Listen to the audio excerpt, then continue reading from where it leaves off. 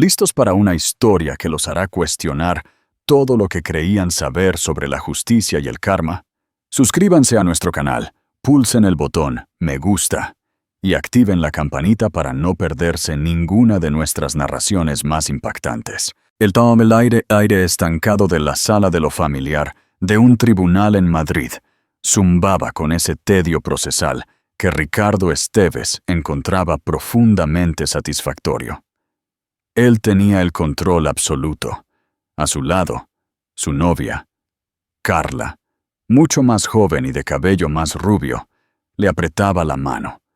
Su perfume una nube de empalagosa victoria. Al otro lado del pasillo, su exesposa, Ana, parecía pequeña y derrotada, sus hombros hundidos bajo una chaqueta gastada. Estaba sola. Él se había asegurado de ello, desangrándola económicamente hasta que no pudo permitirse ni un abogado decente. El juez estaba a punto de finalizar la lectura de su insultante oferta, de acuerdo cuando las puertas de la sala se abrieron con un estruendo que sonó como una guillotina al caer. Y entraron. Una mujer con un impecable traje de Armani, seguida por un equipo de otras tres, sus movimientos irradiando una aterradora competencia de millones de euros. Caminó directamente al lado de Ana, le puso una mano en el hombro y se encaró al juez. «Su señoría», su voz cortó la sala como cristal roto. «Soy Isabel Navarro, socia principal de Vargas en Asociados, y ahora represento a la señora Ana Rojas». El mundo de Ricardo no solo se detuvo, estalló. Vargas en Asociados no era solo un bufete de abogados. Era la armada legal personal de don Álvaro Vargas, el multimillonario más recluido y despiadado del país. Ricardo «Rick» Esteves creía en la estética del éxito. Su vida era un feed de Instagram, cuidadosamente curado y hecho realidad. La espaciosa casa de 5 habitaciones en La Moraleja, Madrid, con su césped impecablemente cuidado. El reluciente Porsche 911 negro en el garaje de 3 coches, justo al lado del práctico SUV de Ana. La membresía en el prestigioso Real Club de la Puerta de Hierro. Los perfectos 2 de 4 hijos en su caso, una hija ideal de 10 años, Sofía, cuyos recitales de ballet y matrícula en el colegio privado eran más pruebas de su prosperidad. Durante 15 años, Ana Poeta había sido la arquitecta silenciosa e indispensable de esta fachada. Ella era quien recordaba los cumpleaños, cultivaba amistades con las parejas adecuadas y transformaba su casa en un hogar digno de una revista. Había sido artista una vez, una pintora prometedora, con una reputación pequeña pero creciente. Cuando la carrera de Ricardo en la banca de inversión comenzó su ascenso, él la convenció de posponer su pasión. «Solo por un tiempo, cariño», le había dicho con su voz suave como whisky añejo. «Hasta que estemos estables. Tu arte es maravilloso, pero es un hobby. Mi carrera construirá nuestro imperio». Ana, confiada y enamorada, había aceptado. Guardó sus lienzos y caballetes, cambiando el olor a aguarrás por el aroma a asado. Gestionaba sus vidas con el mismo detalle meticuloso que antes aplicaba a una pincelada, creando un mundo sin fisuras ni fricciones en el que Ricardo podía prosperar. Él era el cimiento, invisible y sin reconocimiento, sobre el que se construyó todo su sentido de sí mismo, y él, a su vez, llegó a resentirla por ello. Su tranquila competencia comenzó a sentirse como un juicio, sus suaves recordatorios sobre las obligaciones familiares, como una carga. La misma estabilidad que ella proporcionaba se volvió aburrida. Empezó a verla no como su pareja, sino como parte del paisaje doméstico, tan funcional y poco emocionante como el frigorífico Sub-Zero. Luego llegó Carla Montero. Era estratega de marca. La conoció en una conferencia en Marbella, lo que significaba que tenía 26 años. Era hermosa de una manera obvia y poco sutil, y poseía un apetito voraz por cosas que no podía permitirse. Ella no hablaba de reuniones de padres y maestros o grifos que goteaban. Hablaba de fiestas en yates en Mónaco y de la filosofía liberadora de vivir el momento. Miraba a Ricardo no como el padre de Sofía o el hombre que olvidaba sacar la basura, sino como un titán de las finanzas, un hombre poderoso que merecía ser adorado. Ella era un espejo que reflejaba la imagen del hombre que Ricardo quería desesperadamente ser, y se volvió adicto a la vista. El idilio no fue un secreto por mucho tiempo. Ricardo era torpe, arrogante y cegado por el enamoramiento.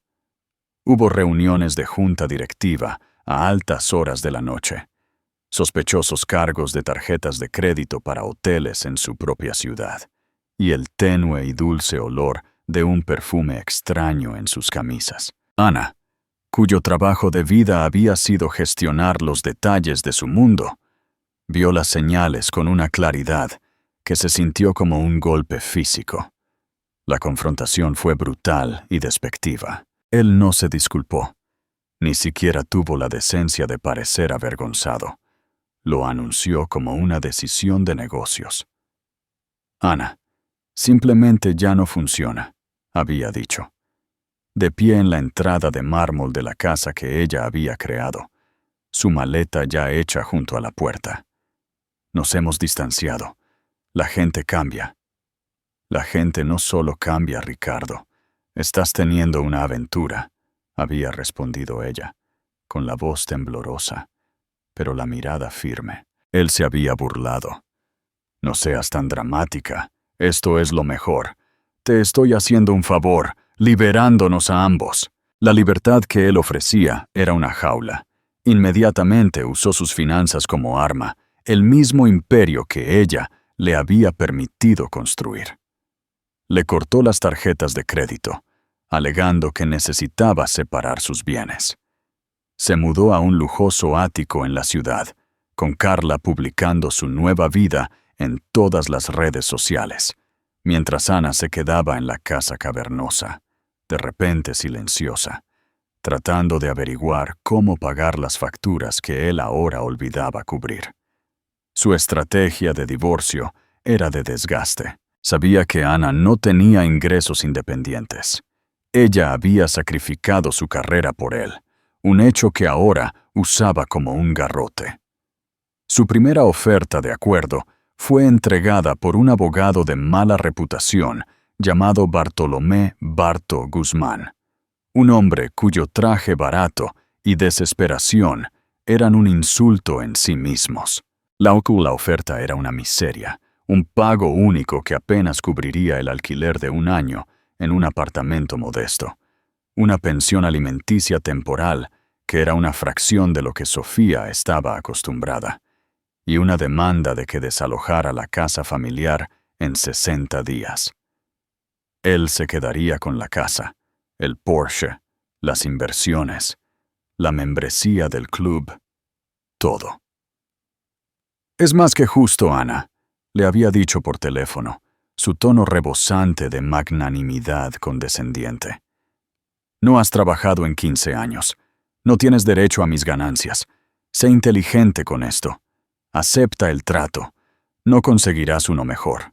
Ana se sentó en la pulcra mesa de comedor de caoba, los documentos legales extendidos ante ella como una sentencia de muerte.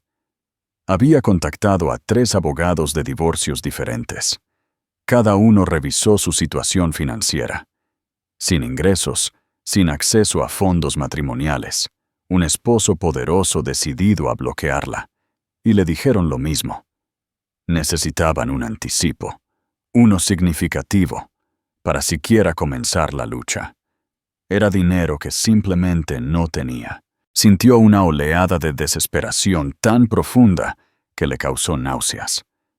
Él lo había planeado perfectamente. Sistemáticamente le había quitado su independencia a lo largo de los años, y ahora le estaba embargando la vida. Miró alrededor de la casa silenciosa, las fotos en la repisa de la chimenea de una familia sonriente, que ahora era una mentira.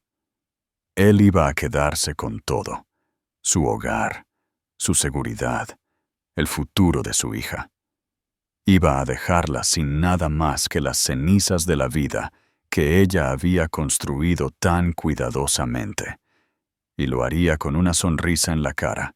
Esa noche, apretando la insultante oferta en su mano, Ana Rojas finalmente comprendió el verdadero significado de la impotencia. Las semanas que siguieron fueron un borrón de degradación silenciosa.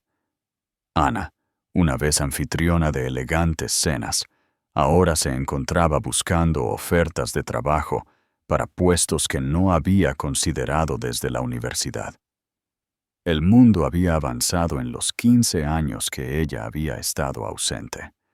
Su título en Historia del Arte se sentía como una reliquia de otra civilización. Finalmente encontró un trabajo a tiempo parcial en una librería local, El Rincón del Lector, por 14 euros la hora.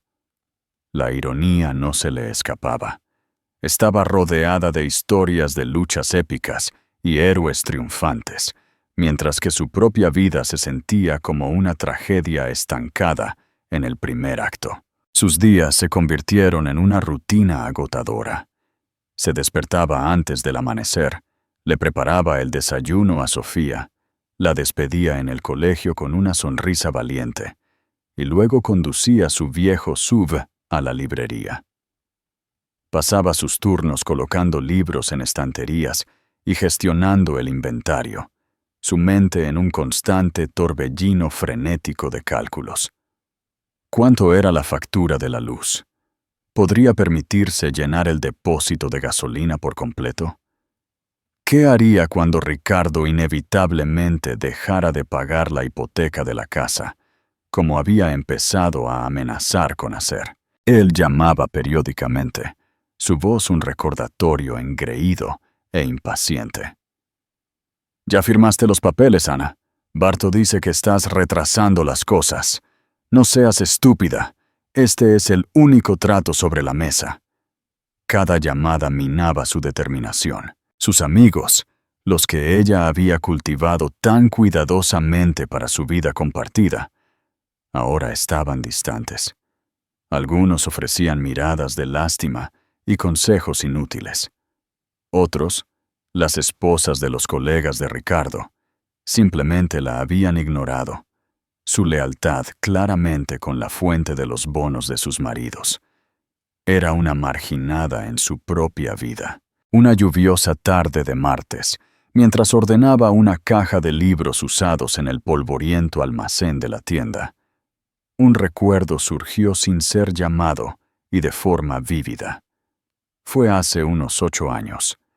Había estado como voluntaria en una pequeña galería de arte, sin ánimo de lucro, en el barrio de las Letras, Madrid. Una forma de mantener un pie en el mundo que tanto extrañaba. Era un día miserable y desapacible, muy parecido a este. La galería estaba vacía, excepto por ella y un hombre que había estado mirando el mismo cuadro abstracto durante casi 1 hora. Iba impecablemente vestido con un abrigo de cachemira sencillo, pero claramente caro. Sin embargo, parecía completamente perdido. Su rostro estaba marcado por un dolor tan crudo y profundo que parecía vibrar en el aire a su alrededor. Finalmente se acercó al mostrador, con los ojos hundidos.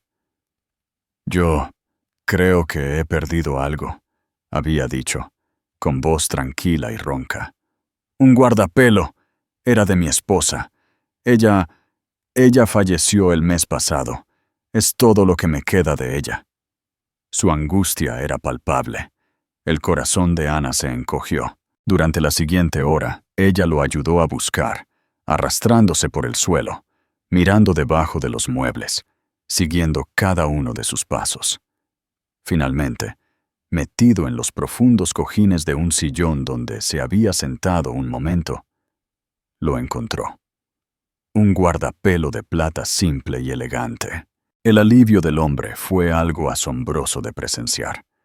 Sostuvo el guardapelo en la palma de su mano, como si fuera un ser vivo.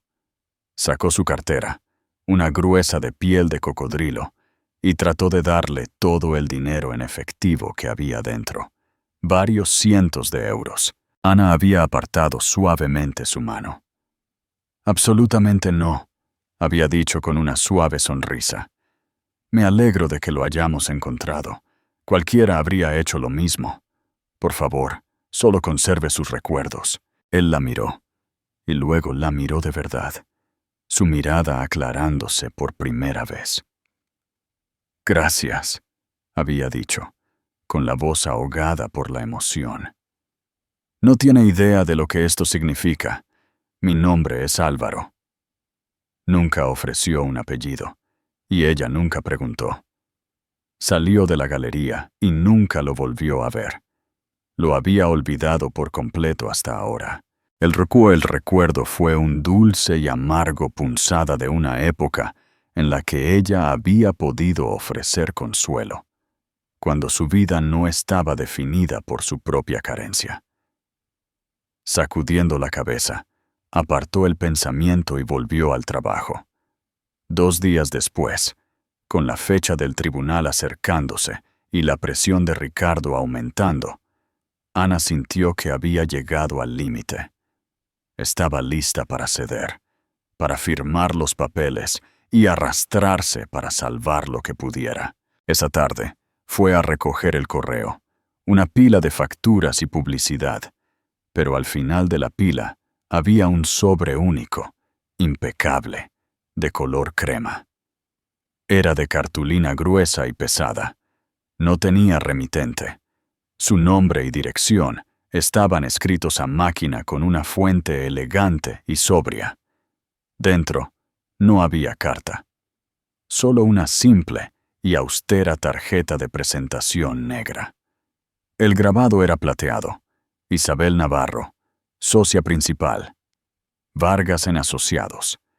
Debajo de la tarjeta, una pequeña nota mecanografiada estaba adjunta. Señora Rojas, un conocido mutuo cree que usted podría necesitar representación. La consulta inicial y el posterior anticipo han sido cubiertos. Por favor, llame a mi oficina a su conveniencia. Confiamos en que podemos lograr un resultado más equitativo. Ana miró la tarjeta, su corazón latiéndole con fuerza. Vargas en Asociados. Ella no era abogada corporativa, pero incluso ella conocía ese nombre. Era legendario.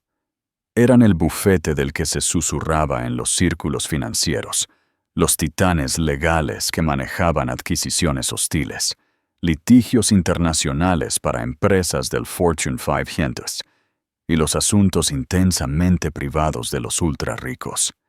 Eran leones, buitres, dioses. Eran un bufete que no podías contratar a menos que ya estuvieras en la lista Forbes. Un conocido mutuo. ¿Qué conocido mutuo? Pensó en todos los que conocía. No tenía sentido. Tenía que ser un error, una broma cruel y elaborada. Sin embargo, ahí estaba, sólida y real en su mano. Permaneció en su pasillo durante mucho tiempo, la tarjeta pesada sintiéndose como un peso de plomo en su palma. La esperanza era algo peligroso, y le quedaba tan poca. Pero mientras miraba los insultantes papeles del acuerdo en su mesa de comedor, y luego de nuevo la imposible tarjeta de presentación en su mano, supo que tenía que hacer la llamada. No tenía absolutamente nada que perder.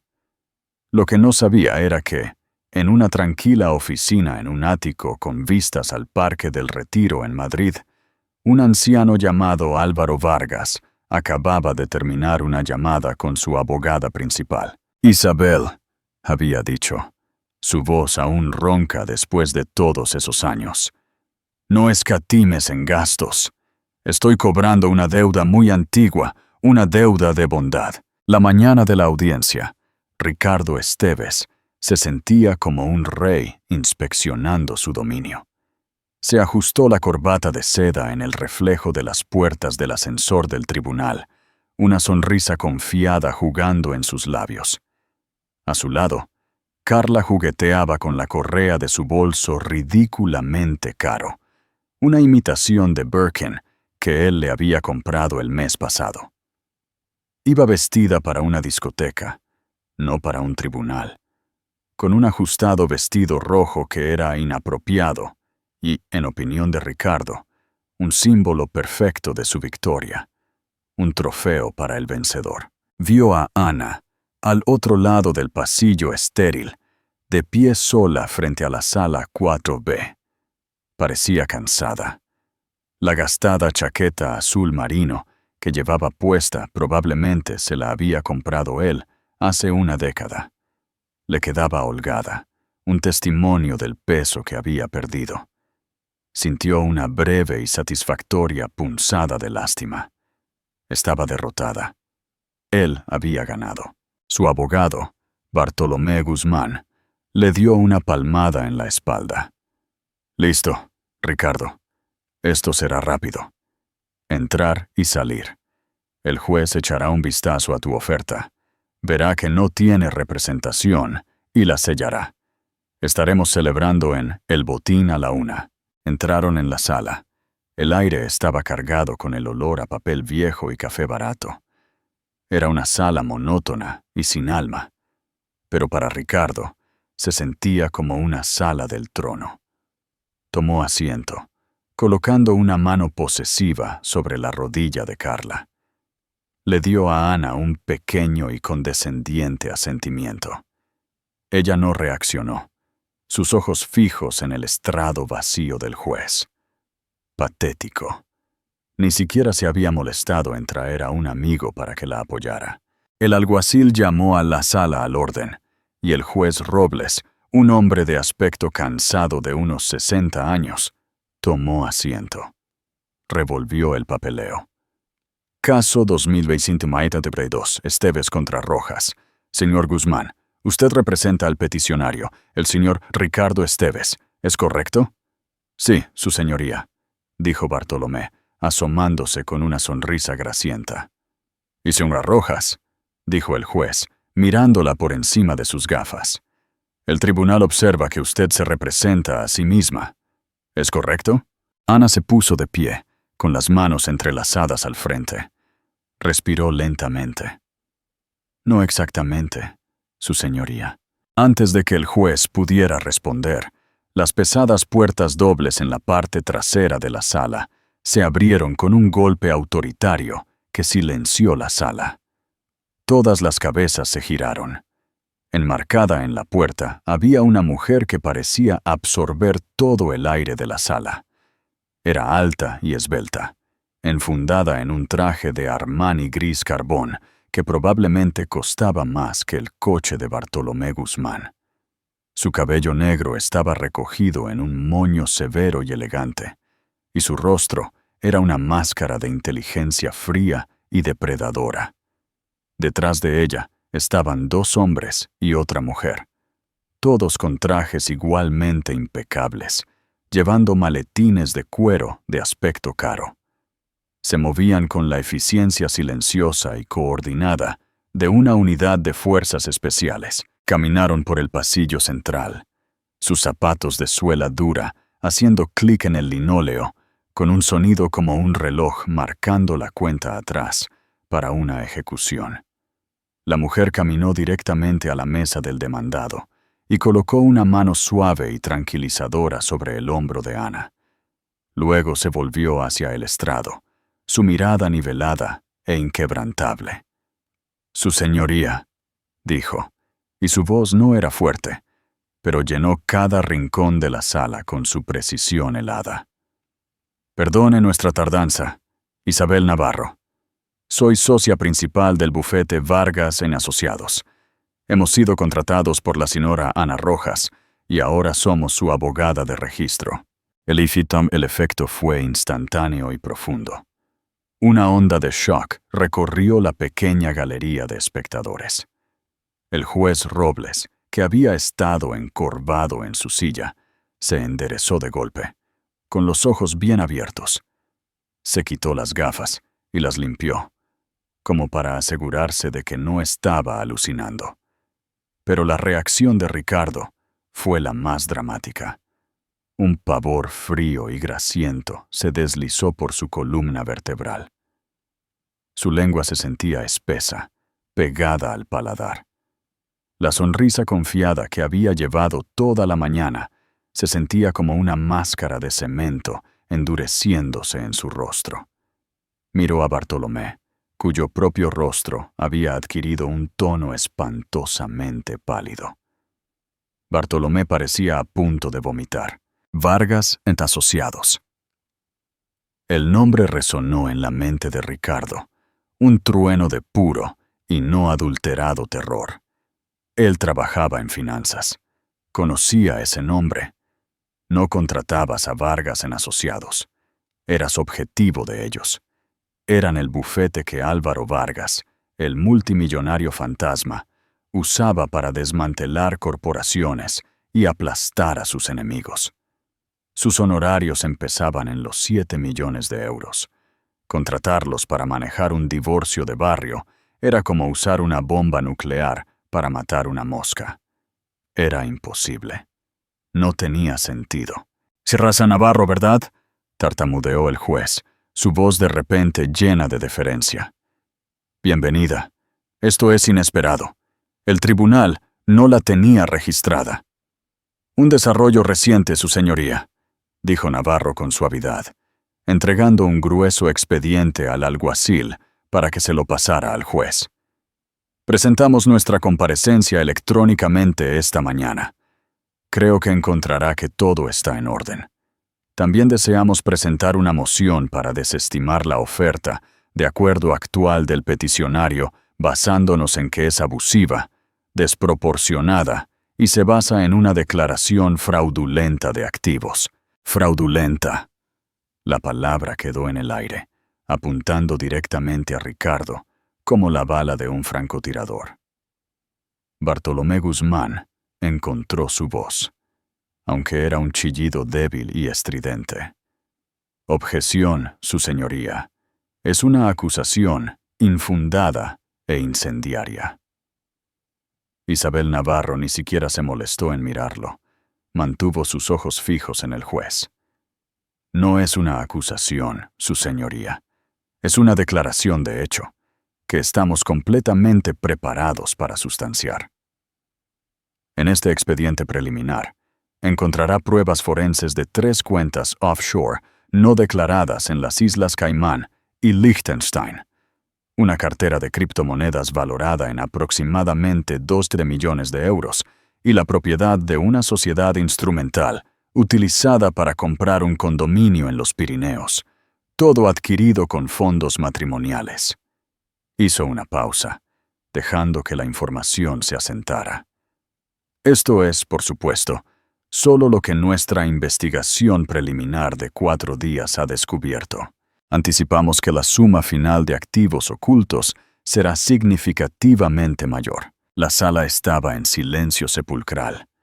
Ricardo sintió que la sangre se le escurría del rostro. ¿Las cuentas de las Caimán? ¿Las criptomonedas? ¿Cómo? ¿Cómo era posible que supieran que él había enterrado ese dinero tan profundamente, a través de tantas capas de magia financiera, que estaba seguro de que era imposible de rastrear? Miró a Ana. Ya no era la mujer pequeña y derrotada del pasillo.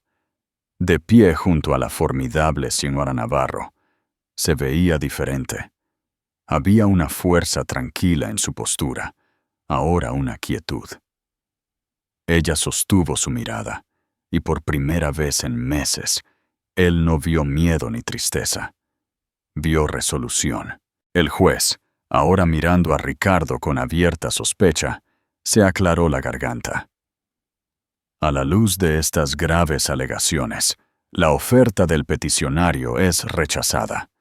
Esta audiencia se suspende. Se programará una conferencia preliminar de descubrimiento dentro de 10 días. Espero una cooperación completa y transparente de su parte, señor Esteves. Y señor Guzmán, añadió, su voz volviéndose de acero, mientras miraba a Bartolomé. Le sugiero que aconseje a su cliente sobre las graves sanciones por perjurio y fraude financiero en esta comunidad autónoma. Isabel Navarro hizo un ligero, casi imperceptible, asentimiento. Gracias, su señoría. Cuando el juez golpeó su mazo, el sonido se sintió como un clavo siendo martillado en el ataúd de Ricardo. Navarro y su equipo comenzaron a guardar sus maletines con una eficiencia escalofriante. Navarro se inclinó y le susurró algo a Ana, quien asintió. Luego, al pasar por la mesa de Ricardo, se detuvo. No lo miró a él.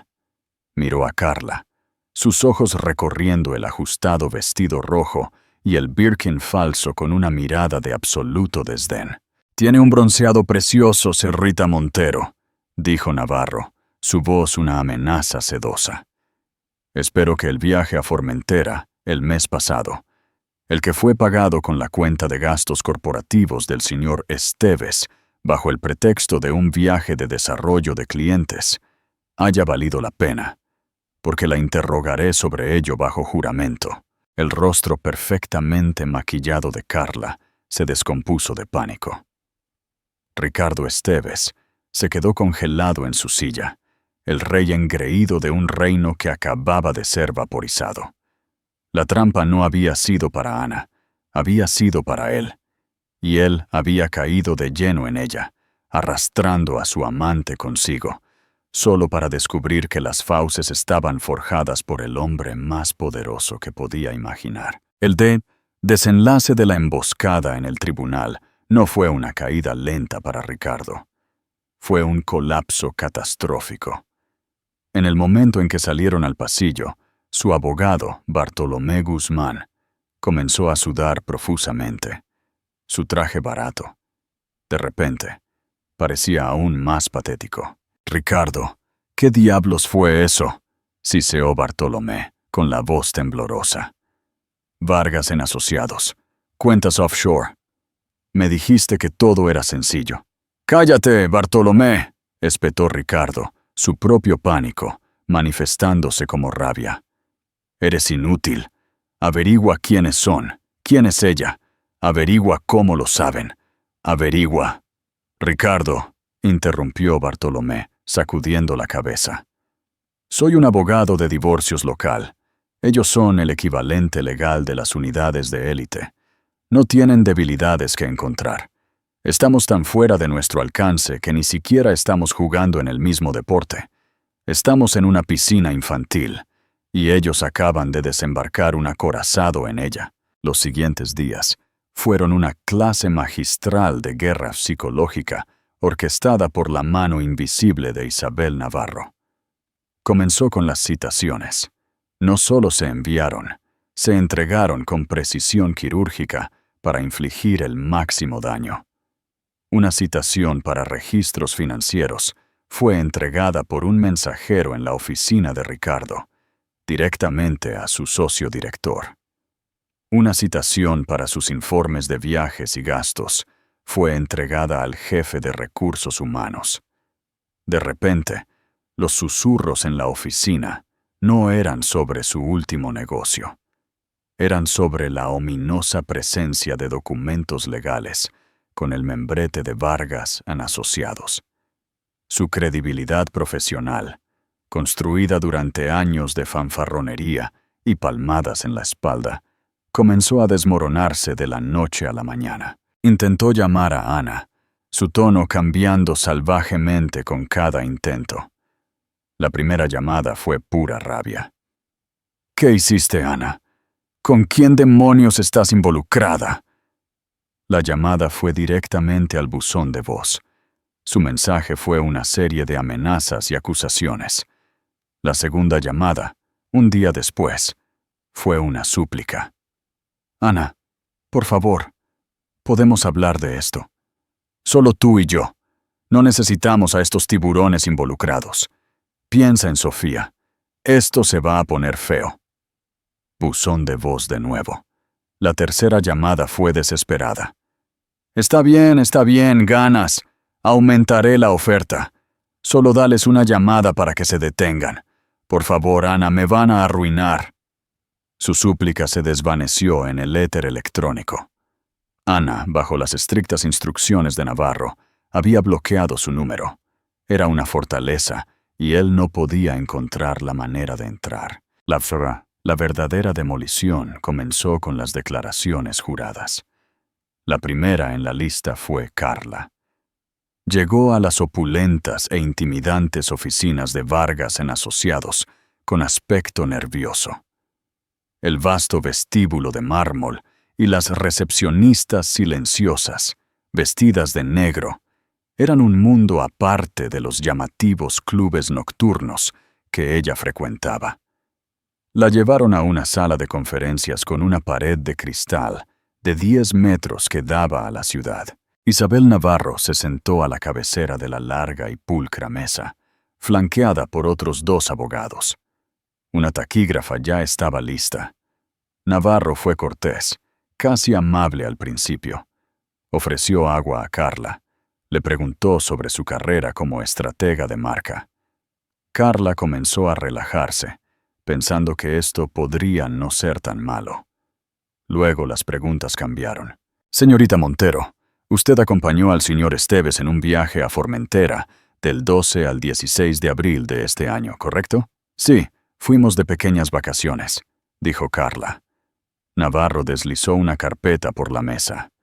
Este es el informe de gastos del señor Esteves para ese periodo. En él se detalla una serie de reuniones con un señor Dubois de una empresa de inversión francesa. ¿Asistió usted a esas reuniones? Carla palideció. Bueno, no, yo estaba en la piscina. Ya veo, dijo Navarro, con su voz como un escalpelo, porque nuestros investigadores contactaron a esa empresa francesa. No tienen ningún empleado llamado señor Dubois. De hecho, todo su equipo ejecutivo estuvo en una conferencia en Berlín esa semana. Así que permítame reformular. ¿Está usted al tanto de que el señor Esteves falsificó un documento corporativo para desviar casi 20.000 euros de su empleador para pagar sus vacaciones juntos? La mandíbula de Carla se movió, pero no salió ningún sonido.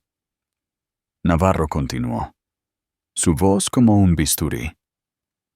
Hablemos de las joyas. La pulsera Cartier que le regaló por su cumpleaños. ¿Fue comprada con su American Express personal, porque tenemos el extracto aquí mismo, o fue comprada con la tarjeta corporativa codificada como regalos a clientes? Deslizó otro documento por la mesa. Durante 90 minutos, Navarro desmanteló el mundo de Carla. Expuso cada mentira, cada regalo lujoso, cada viaje. Bajo el interrogatorio implacable y preciso, Carla no era solo una amante, era una cómplice involuntaria de fraude y malversación. Al final, estaba llorando abiertamente, revelando detalles condenatorios sobre las fanfarronadas de Ricardo, cómo se jactaba de sus cuentas ocultas, cómo llamaba a su esposa una felpudo que nunca sospecharía nada, cómo planeaba aplastarla en el tribunal. Mientras tanto, Ana finalmente obtuvo la respuesta a la pregunta que la había estado persiguiendo. ¿Quién? ¿Por qué? Isabel Navarro organizó una videollamada. El rostro de un distinguido hombre mayor apareció en la gran pantalla de la sala de conferencias. Le resultaba familiar, pero Ana no podía ubicarlo. «Señora Rojas», dijo el hombre, con voz tranquila y amable. «Mi nombre es Álvaro Vargas. Nos conocimos una vez hace mucho tiempo en una galería de arte en Las Letras». Los ojos de Ana se abrieron cuando el recuerdo la invadió. El hombre afligido con el abrigo de cachemira, el guardapelo perdido. «Álvaro», dijo ella. «Lo recuerdo. Perdió el guardapelo de su esposa». Álvaro Vargas le dedicó una sonrisa triste y amable. Así fue. Y usted, una completa extraña, me mostró una amabilidad que nunca he olvidado. Fue uno de los períodos más oscuros de mi vida. Mi esposa, Elena, acababa de morir y me sentía como un fantasma. La mayoría de las personas en mi posición están rodeadas de aquellos que quieren algo de ellos. Usted no quería nada. Solo vio a un hombre sufriendo y le ofreció su ayuda. Integridad como esa, señora Rojas, es el bien más raro y valioso del mundo. Se inclinó más hacia la cámara. Cuando mi gente me informó de su situación, reconocí su nombre. Vi lo que su esposo estaba intentando hacer para castigarla por la misma decencia que tanto admiré. No lo toleraré. Isabel y su equipo trabajan para mí, y ahora trabajan para usted. Considere esto un pago largamente esperado por una deuda de simple bondad humana. Ana se quedó sin palabras, las lágrimas brotando de sus ojos. No se trataba de caridad. Se trataba de justicia, entregada por un hombre al que ella había ayudado de una pequeña manera años atrás. Por primera vez, sintió que el suelo se afirmaba bajo sus pies. La vida profesional de Ricardo estaba ahora en caída libre. La junta directiva de su empresa, alertada por las citaciones, inició una auditoría interna completa. Fue suspendido a la espera de los resultados. Sus amigos y colegas ahora evitaban sus llamadas. El rey era un paria. El golpe final no vino de un abogado, sino de Carla. Esa noche, regresó a su ático para encontrar sus armarios vacíos. Un solo cabello rubio largo en su almohada era todo lo que quedaba de ella. En el mostrador de la cocina, junto a una citación dirigida a ella, había una nota garabateada a toda prisa. «No iré a la cárcel por ti, Ricardo. No me llames». Se hundió en un sofá ridículamente moderno que ella había elegido, el silencio del ático ensordecedor. Había perdido a su amante. Su trabajo estaba en juego. Un gigante legal estaba desmantelando sistemáticamente su vida, pieza por pieza. Y todo había sido puesto en marcha no por un rival o un enemigo, sino por su tranquila y modesta exesposa. Una mujer a la que había subestimado tan completamente que ahora parecía el mayor error de cálculo de toda su vida. El final no llegó en una ardiente batalla judicial.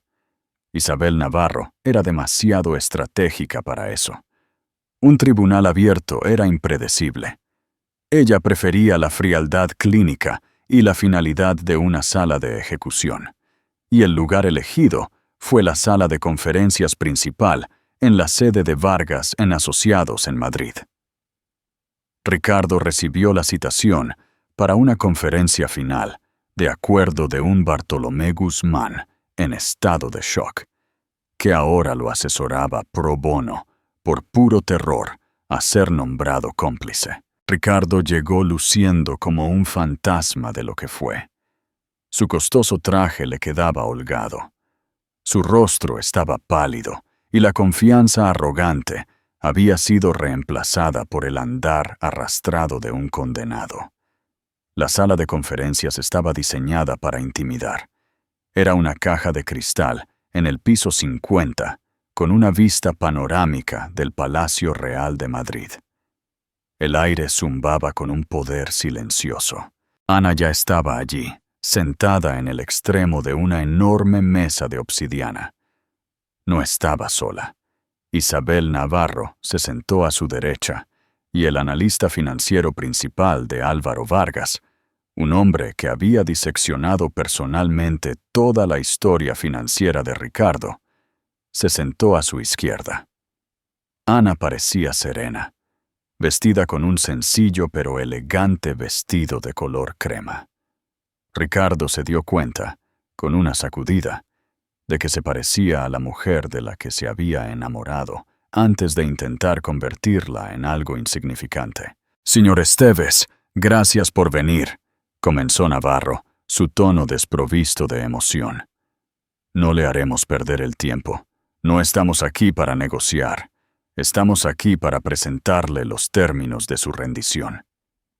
Hizo un gesto a uno de sus asociados, quien deslizó un documento de casi 5 centímetros de grosor por la mesa hacia Ricardo. «Permítame resumir», dijo Navarro, mientras Ricardo miraba el documento como si fuera una serpiente venenosa. «A la señora Rojas se le otorgará la propiedad exclusiva de la casa en La Moraleja. Usted firmará la escritura hoy mismo. Recibirá el 70% de todos los activos líquidos matrimoniales. Y por activos matrimoniales, nos referimos al total real que nuestros contables forenses han valorado en poco más de 14 millones de euros, no los 600.000 euros que usted declaró». Ricardo hizo un sonido ahogado. «14 millones de euros», continuó Navarro, como si no hubiera hecho ruido. «Esto incluye los fondos en las cuentas de las Caimán, Liechtenstein y las nuevas cuentas que descubrimos en Singapur. También incluye la liquidación de su cartera de criptomonedas. La señora Rojas recibirá la custodia física y legal total de su hija Sofía. Su visita será supervisada durante el primer año, condicionada a una evaluación psicológica y la finalización de un curso de manejo de la ira. Usted pagará la matrícula de la escuela privada de Sofía y su seguro médico hasta que se gradúe de la universidad. También estará sujeto a una orden de silencio permanente. Nunca hablará de la señora Rojas o del señor Vargas, ni pública ni privadamente, de manera despectiva. Era la aniquilación total. Le estaban quitando todo. Su dinero, su hogar, su hija, incluso su voz. Esto es una locura», tartamudeó Ricardo, mirando a Ana. «Ana, no puedes hacer esto. Esto es todo. Esta es toda mi vida». Por primera vez, Ana habló. Su voz era tranquila, pero llevaba el peso de toda la sala. «Te equivocas, Ricardo.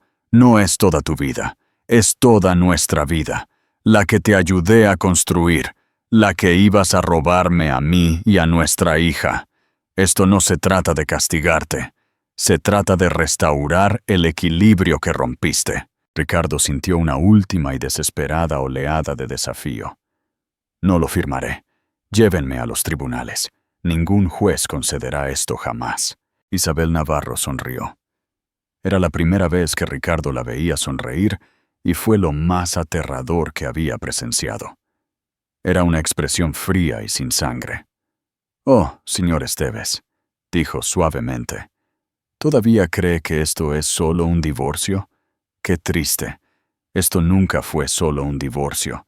El divorcio es simplemente el vehículo para la justicia». Deslizó un segundo expediente, mucho más delgado, por la mesa. «Esta es una copia de cortesía de un informe que nuestros investigadores han compilado. Detalla su malversación sistemática de su empresa, fraude electrónico y evasión fiscal. Hemos documentado todo, incluido el testimonio jurado de la señorita Montero. Una copia de este informe se encuentra actualmente en posesión de un mensajero. Si no firma el acuerdo de conciliación en los próximos 10 minutos, ese mensajero tiene instrucciones de entregar este informe directamente a la Fiscalía de la Audiencia Nacional. Su pequeño truco con el viaje a Formentera por sí solo conlleva una sentencia de hasta 20 años de prisión federal. Jacques Maté. No era una elección entre riqueza y pobreza. Era una elección entre pobreza y prisión. La lucha se agotó por completo en Ricardo. Ya no era un rey, un jugador o un titán. Era simplemente un hombre en una habitación mirando a los arquitectos de su ruina. Sus hombros se encorvaron en una derrota total. El silencio en la sala era absoluto. roto solo por el sonido de su propia respiración entrecortada. Ana lo observó, no con triunfo, sino con una especie de triste finalidad. Había amado a este hombre una vez. Había construido una vida con él. Ahora tenía que quedarse de pie y observar cómo lo desmantelaban, todo por su propia codicia y crueldad.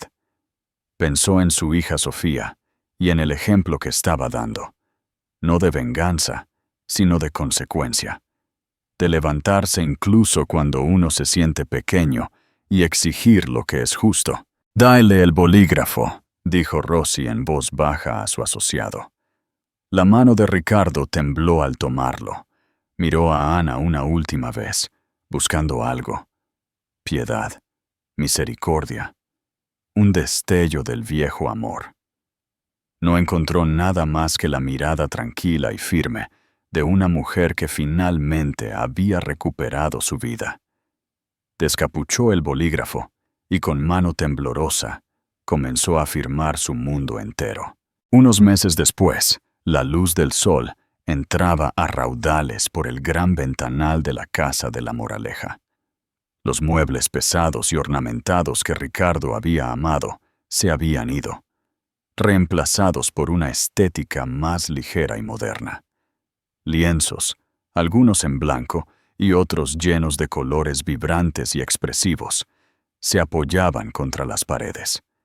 El olor a agua ras y pintura fresca finalmente había reemplazado el fantasma de la costosa colonia de Ricardo. Ana estaba en la sala de lectura, que había convertido en su estudio de arte, con una mancha de azul cobalto en la mejilla.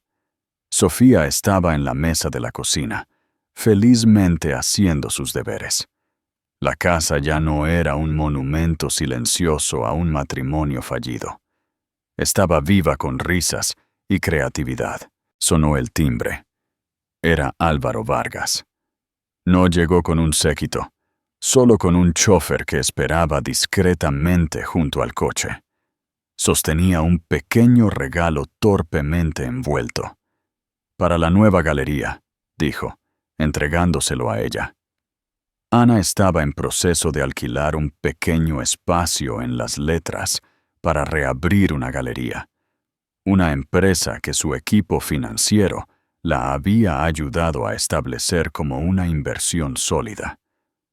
«Álvaro, no tenía que hacerlo», dijo ella, genuinamente conmovida. «Quería hacerlo», respondió él, mirando sus pinturas. A Elena le habrían encantado estas. Ella siempre decía que la verdadera riqueza no era lo que podías adquirir, sino lo que podías crear. Miró a Ana, a la paz y la fuerza que ahora irradiaban de ella. «Parece que le has dado la razón. Has creado una nueva vida». Ana sonrió una sonrisa real y liberada, con un poco de ayuda de un amigo, lejos, en un apartamento pequeño y sin alma, al otro lado del río Manzanares, en el barrio de Carabanchel. La vida de Ricardo Esteves era un estudio de tonos grises. Metió su abollado Honda Civic en el estacionamiento de asfalto agrietado de su complejo de apartamentos, en un rincón olvidado. Su trabajo vendiendo suministros de limpieza industrial era un ejercicio diario de humillación, gestionado por un hombre una década más joven que él, que lo llamaba Richie Boy. Su apartamento olía a aire viciado y cenas de microondas. A través de las delgadas paredes, podía escuchar el programa de juegos de su vecino, una banda sonora constante de entusiasmo forzado para una vida de mediocridad. Esa tarde había tenido una reunión de ventas en Las Letras. Había aparcado a varias manzanas de distancia. La caminata. Un recorrido por recuerdos no deseados. El bistró donde había llevado a Carla. La joyería donde había mentido sobre un regalo corporativo.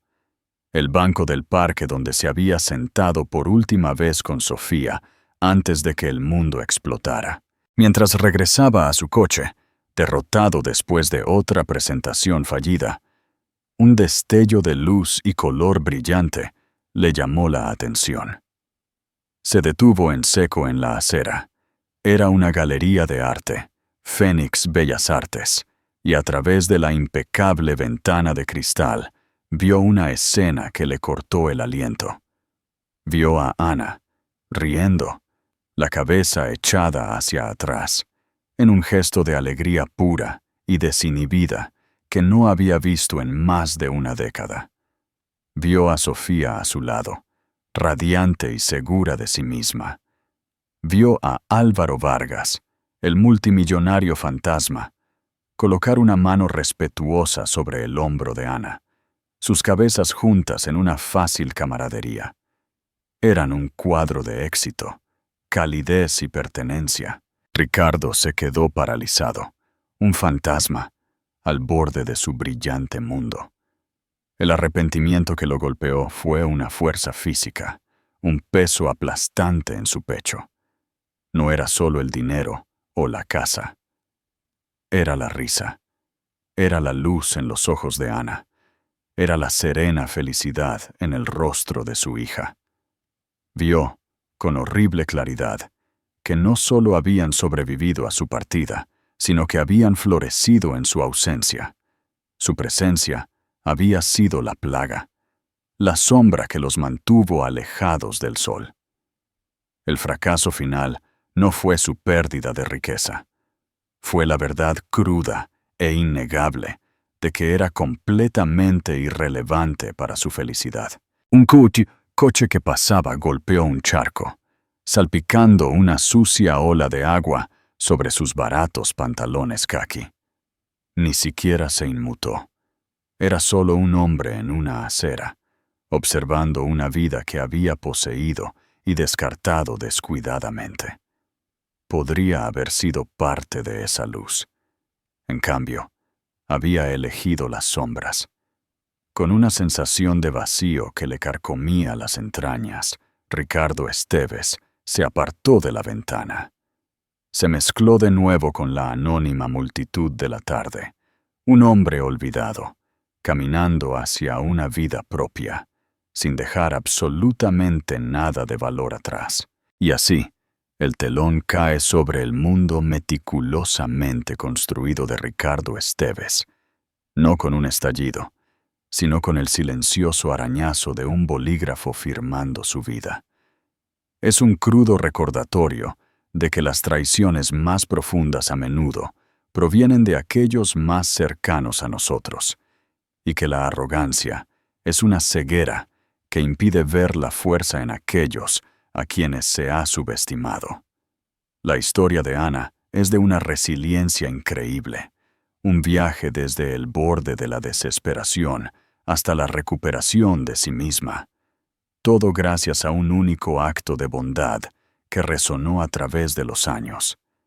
Demuestra que, a veces, el universo equilibra la balanza, y la justicia puede llegar de las maneras más inesperadas y poderosas imaginables. ¿Qué les pareció la épica caída de Ricardo? ¿Creen que su destino fue merecido? Nos encantaría leer sus opiniones en los comentarios. Si esta historia de justicia y venganza los cautivó, por favor, denle un me gusta. Compártanla con alguien a quien le encante un buen drama. Y lo más importante, suscríbanse a nuestro canal para más historias de la vida real, que son más impactantes que la ficción. Gracias por escucharnos.